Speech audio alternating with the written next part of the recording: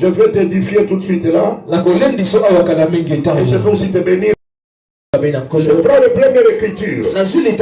Nous sommes dans le livre du prophète Esaïe. Le prophète là dit ceci.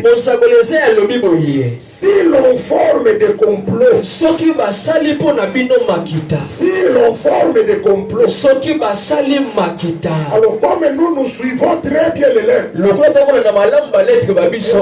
on dit ceci. Si l'on forme, alors moi j'ai besoin de chercher le long là. Un long. Le long là, si l'on forme, c'est un groupe de gens qui sont là pour former des complots.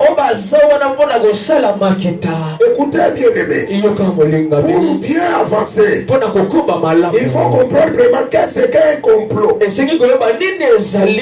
faut qu'on définisse d'abord qu'est-ce qu'un complot. Tu écoutes, on parle de complot, qu'est-ce qu'un complot. J'ai cherché un peu ce mot-là dans le dictionnaire pour bien détailler ça. Un complot, c'est un projet formé secrètement entre deux ou plusieurs personnes pour nuire la vie de quelqu'un. C'est-à-dire c'est un projet. Or, quand on parle de projet, il y a les gens qui sont là. Ils se mettent, ils s'assient, alors ils commencent maintenant à former. Quand on parle, si l'on forme quelque chose qu'on forme, quelque chose qu'on donne la forme, et quand on amène vers toi, ça a déjà une forme. Quand on forme ça, la Bible dit ceci. Les gens là où ils se trouvent, ils forment des complots secrets. C'est-à-dire quand ils sont en train de parler, toi tu n'es pas là. Bien aimé, je vais informer l'église ce matin. Sache que si tu es là, il y a les gens qui forment des complots là où toi tu ne connais pas. Sache que les ennemis sont là. Même si tu ne les connais pas, je t'informe que tu as les ennemis. Et s'il y a les ennemis, écoutez peuple, on ne peut pas former un projet, un complot pour quelqu'un si on ne le connaît pas. C'est-à-dire on te connaît. Et pour avoir ta connaissance, ça a commencé dans le monde invisible. Pourquoi nous ici dans les choses spirituelles, on va t'amener là-bas. Bien aimé dans le Seigneur, on forme ce complot contre toi. Le toi là, c'est toi qui es. Sache ceci, on ne peut pas bien aimer jeter des pierres sur un arbre qui n'a pas de fruits. Bien aimé, si on est en train de chercher de former des complots, c'est par rapport à quoi? C'est-à-dire qu'il n'est pas vide, il n'est pas un faux. Il y a quelqu'un qui a quelque chose. C'est la chose là. On est en train de poursuivre. On est en train de chercher des limites. On élimine la chose. Tu as disparu. C'est pourquoi. Écoutez-moi bien. La Bible dit si on forme des complots, ça ne viendra pas de moi. Le Seigneur t'incline cette responsabilité. Il dit le complot là ne vient pas de moi. Les gens disent ceci.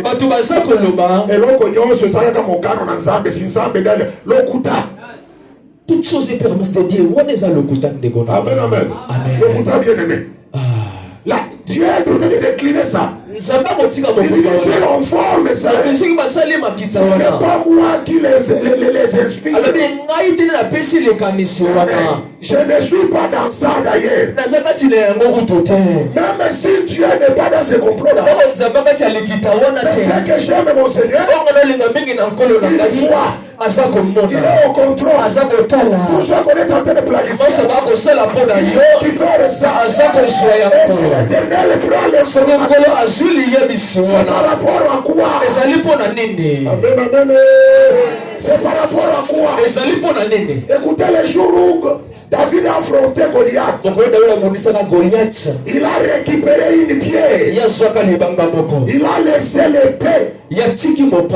Parce que ce combat-là cherchait quelqu'un. Goliath lui-même avait dit, choisissez un homme et qu'il descend contre nous. Amen, amen. Ça c'est le langage de Goliath.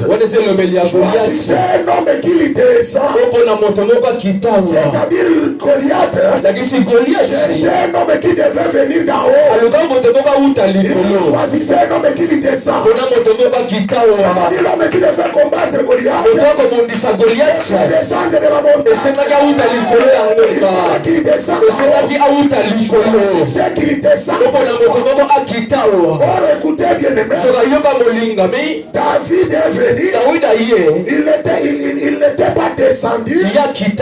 Mais cet homme-là de David, il a récupéré une pierre. Une pierre que David a récupérée. Nebuchadnezzar avait vu ça dans les choses. Une pierre qui s'est détachée de la montagne. Ça ne secoue d'aucune main. David a récupéré. Amen, amen. C'était 5. Il a déposé dans son gémicière. On ne le voyait pas. Et David est présent. Il dit à Goliath, je viens avec un nom. Je ne viens pas avec une épée. Je ne viens pas avec une pierre. Mais je viens devant toi avec un nom. Le nom là, c'est le nom propre de l'Éternel. L'Éternel que tu as insulté. Alors quand Goliath est dans les champs de bataille, il est en train d'attendre voir les noms. Il attendait voir le nom. Le nom de l'Éternel. Mais écoutez bien aimé, David avançant dans les champs de bataille, ne voyait pas. Et tout le monde attendait le nom. Le nom de qui?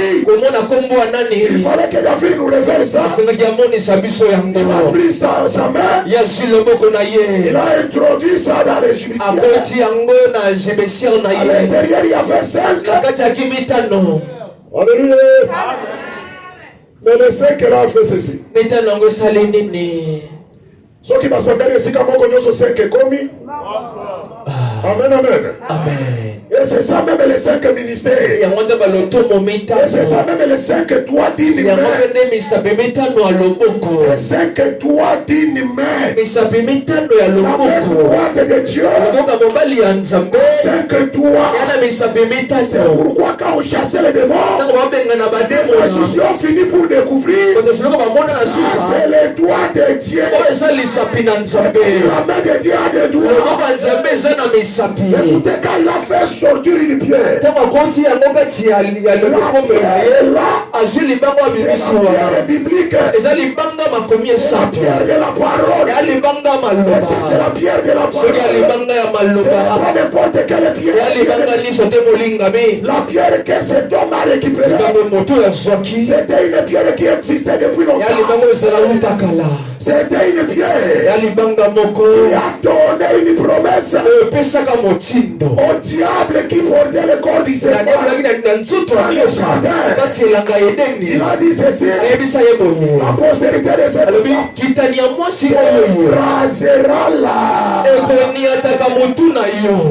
Écrasera les dos, écrasera les jambes, écrasera quoi? La tête. Alors le diable attendait qu'il s'est écrasé. Et le jour où il a pris la pierre, écoutez bien aimé, ce n'est pas David qui a terrassé Goliath. Tu dois corriger ces choses. Entre Goliath et David, il y avait une distance. C'est lui qui a raccourci cette distance. C'était la pierre. David a pris la pierre. Il a envoyé la pierre. La pierre a volé. La pierre a fait un parcours. Il était là où était David. Là où se trouvait Goliath. David a poussé la Kikutu. C'est pas rapproché même. Parce que le combat là, ce n'est pas le combat de David. David gardait le silence. C'est l'Éternel Dieu lui-même qui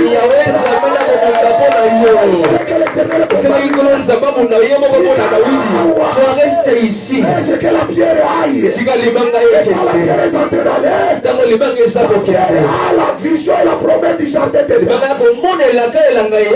pierre parcourait. Cette pierre appartait. Il savait que dans le jardin, on a dit qu'elle dit le diable sera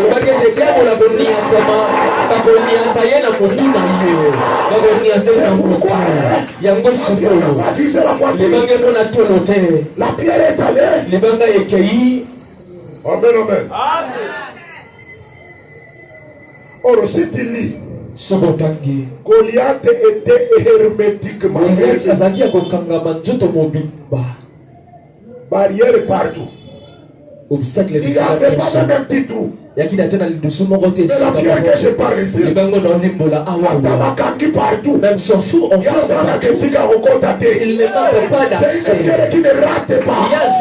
Si ça marche, sous l'objectif, si ça commence, ça atteint, ça achève. Quand la pierre est partie, elle est entrée ici. On a fait des recherches, mes bien-aimés. Les fronts. C'est ça la porte qui donne accès à entrer au cerveau. Or, c'est le cerveau qui commande le tout. Hein? Amen, amen. Hein? Amen. Et c'est pourquoi il a fallu qu'on amène Jésus dans les lieux de crâne. Or, le crâne, c'est la maison de cerveau. Qui protège les cerveaux. C'est sa maison, non? C'est-à-dire, on a amené beaucoup de crânes là-bas. Ce jour-là, ils ont amené un. Alléluia. Amen. C'est pourquoi quand la pierre est entrée, au lieu que l'Ibanga va de l'autre côté, non, la pierre n'est pas sortie. Alléluia. La pierre est restée.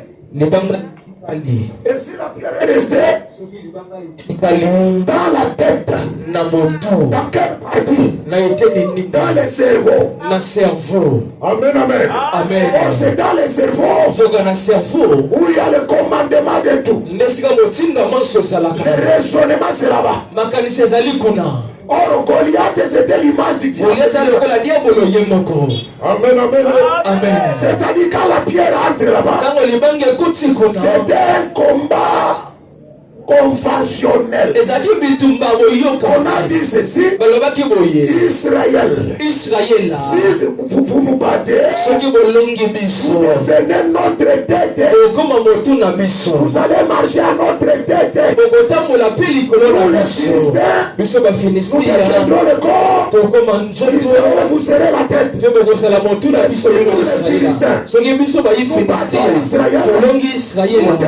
la tête d'Israël.